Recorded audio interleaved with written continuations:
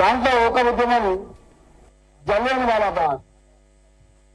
జలియన్ వాలాబాగ్ పంజాబ్ లో మాకు స్వతంత్రం కావాలని చెప్పి ప్రజాస్వామ్యబద్ధంగా ఒక గొప్ప సభ ఏర్పాటు చేసుకుంటే ఆ సభ మీద జనరల్ డయర్ ఫైరింగ్ ఆర్డర్ ఇచ్చి కొన్ని వందల మంది భారత మాత బుద్ధి బిడ్డల్ని కాల్చి చంపడం జరిగింది. అది చుట్టూ కారిడోర్ ఉంటే మీరు చూడొచ్చు. రెండో గవాలు ఉంటాయి. పోలేక బయటికి పోలేక చాలా మంది బావిలో కూర్చొని కూడా చనిపోయినటువంటి చెప్పి మేము చూస్తాం.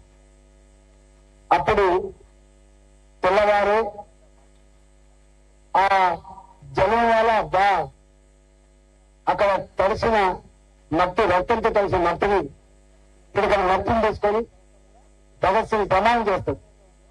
అప్పుడు ఆయన వయసు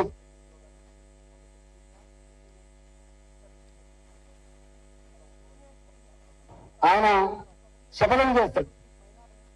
నా భారత జాతి రక్తాన్ని కళ్ళ చూసిన దుర్మార్గుడైన జనరల్ డయర్ని మట్టి పెట్టకుండా, ఈ ఇంగ్లీష్ మూకాన్ని ఈ దేశ దిగా నుంచి తరిమి కొట్టకుండా నేను జీవించేదానికి ఆస్కారం లేదని చెప్పి ఆయన ఆ మట్టిని తీసుకొని ప్రమాణం చేసి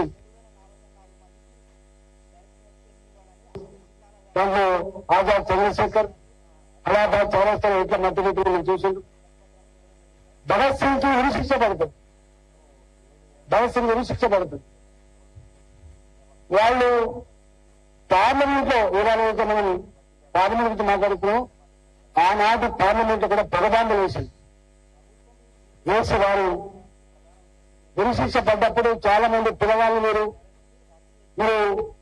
వేడుకోండి, ప్రాణభిక్ష పెట్టమని చెప్పి పూరమని చెప్పి దాని అడిగితే వారు చెప్పిన మాట ఏంటంటే, ఉరి కంబం మీద నుంచి నిరాదానం చేసిన నా ఊహలో మరో జగత్తు వీక్షించాలని చెప్పినటువంటి మానవుడు భగత్ సింగ్, రాజగురు, సుఖ్దేవ్, ఆజాద్, చంద్రశేఖర్.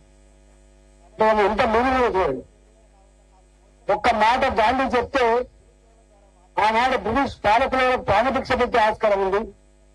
వాళ్ళు భవిష్యత్తున్న పిల్లలు, చిన్న పిల్లలు, కానీ వాళ్ళు మాత్రం ప్రాణభిక్ష కోసం పాకులాడలేదు. నా ఊహలలో మరో జగత్తు వీక్షిస్తామని చెప్పినటువంటి గర్జించినటువంటి వీరులు భగత్ సింగ్, రాజగురు, సుఖ్దేవ్, ఆజాద్, చంద్రశేఖర్. అంటే గంట త్యాగాల పునాల మీద ఏర్పడ్డ ఈ భారత స్వతంత్రం, దానికోసం నిర్వచించిన, దానికోసం రాసుకునేటువంటి భారత రాజ్యాంగం.